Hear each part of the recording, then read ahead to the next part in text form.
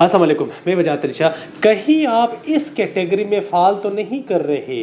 میں یہ کام اس وجہ سے نہیں کر رہا ہوں کیونکہ میں جائزہ لے رہا ہوں چیزوں کا. یہ ایسی خطرناک بیماری ہے کہ ہم لوگ یہی جائزہ لیتے لیتے 10 سال کا ٹائم گزر جاتا ہے اور ہمیں پتہ بھی نہیں چلتا. پھر ہم لوگ اپنے ساتھ دوسروں کو بھی اس طرح ساتھ ساتھ تھوڑا سا دے رہے ہوتے کہ یار یہ بات یہ ہے کہ میں تو چیزوں کو آبزرو کر رہا ہوں نا، جائزہ لے رہا ہوں. تو یہ بیسیکلی یہ جو اور ہم اپنی انالیسس بھی کر رہے ہوتے ہیں ساتھ ساتھ.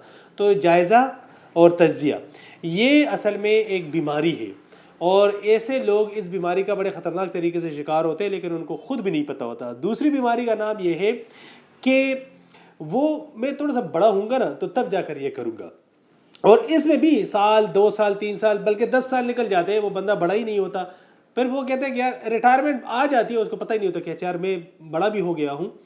تیسرے نمبر پر جو سب سے خطرناک بیماری ہے کہ میں اس وجہ سے نہیں کر رہا ہوں کیونکہ میں تھوڑا سا اچھے حالات کا انتظار کر رہا ہوں. اچھے حالات نہیں آئیں گے، کبھی نہیں آئیں گے بھائی. ہم جنت میں نہیں ہیں، ہم اس دنیا میں ہیں. اگر اس دنیا میں کوئی کام نکالنا ہے تو اسی زگزگ سچویشن میں کرنا ہوگا، کیونکہ حالات، اور اگر آپ پاکستان میں ہو نا تو پھر تو بھائی پھر تو ایکسپیکٹیشن ہی یہی رکھے، پھر اپنے ذہن میں یہ بات ڈال دیں کہ بھائی ہمارے جو حالات ہیں وہ یہی ہوں گے اور اسی میں سے ہم نے اپنا آپ کو منوانا ہوگا.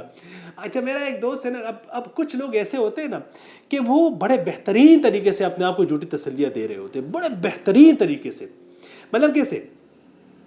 وہ پی ایچ ڈی کر لیں گے، اس کے بعد دوبارہ کسی ایجوکیشن میں داخلہ لے لیں گے. اس لیے نہیں کہ ان کو شوق ہے، بلکہ اس لیے تاکہ ان پہ یہ چاپ نہ لگے کہ یار دیکھو نکما گھوم رہا ہے، ایسے فارغ گھوم رہا ہے. ہاں، وہ اصل میں اپنے لیے نہیں، لوگوں کے لیے دوبارہ ایڈمیشن لے لیتا ہے، ایم ایس یا پھر پی ایچ ڈی یا اس طرح دوبارہ ری ایڈمیشن لے لیتا ہے، کیونکہ وہ پھر لوگوں کو بتاتا ہے کہ دیکھو میں کچھ تو پڑھ رہا ہوں نا. گھر والوں کو بتاتا ہے، پروو کرتا ہے، کہیں چپ کر جا کر کے بیٹھ جاتا ہے اس طرح کہ بس یار کچھ کتاب ہاتھ میں لے کر اس کے ساتھ دہی لینے چلا جاتا ہے کہ یار یہ دیکھو، ہاں یار لوگوں کو پتہ چلے کہ یار میں کچھ اس طرح چیزیں کر رہا ہوں. بھائی یہ نہ کریں، یہ وہ زیادتی کر رہے ہو آپ اپنے ساتھ بھی اور اپنوں کے ساتھ بھی. اور دوسرے نمبر پر دیکھیے، اب ہم نا بڑے بہترین طریقے سے جھوٹی تسلی خود کو دیتے ہیں، اور یہی تسلی ہمیں کہیں کا نہیں چھوڑتی. میرا ایک دوست تھا، وہ ایک بہت خطرناک قسم کا چین اسموکر تھا، سگریٹ پیتا تھا. تو میں نے کہا یار آپ اس کو چھوڑ کیوں نہیں تھے؟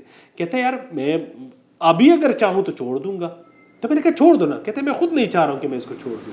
میرا ایک اور دوست تھا اور وہ یہ کہہ رہا تھا کہ یار میں نے کہا یار آپ ویسے سگریٹ، وہ بھی بڑا خطرناک قسم کا چین اسموکر تھا. تو میں نے اس کو کہا یار سگریٹ کے بغیر کتنا ویسے آپ کا ٹائم نکل جاتا ہے؟ کہتا ہے یار بڑے فخر سے اس نے کہا کہ یار میں ویسے 2 گھنٹے نکال لیتا ہوں سگریٹ کے بغیر. میں نے کہا یار بڑی بات ہے ویسے.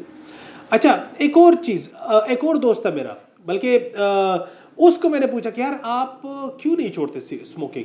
کہہ رہا یار یہ اتنا آسان کام ہے کہ میں نے اس کو کئی دفعہ کیا ہے. تو بھائی یہ جو چیزیں ہو رہی ہے ہماری زندگی میں نا، ہم اس کے خود ذمہ دار ہوتے ہیں. ارد گرد حالات واقعات یہ نہیں ہوتے، ہم خود ذمہ دار ہیں اس کے. آیا کہیں ان بیماریوں میں سے کسی بیماری میں آپ مبتلا تو نہیں ہو؟ اس پہ ضرور غور کیجیے. دس از وجاہت علی شاہ، سائننگ آؤٹ. اللہ حافظ.